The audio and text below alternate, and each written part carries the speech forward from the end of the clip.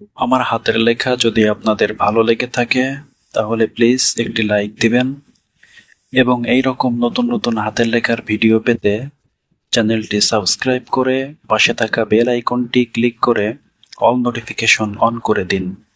ধন্যবাদ।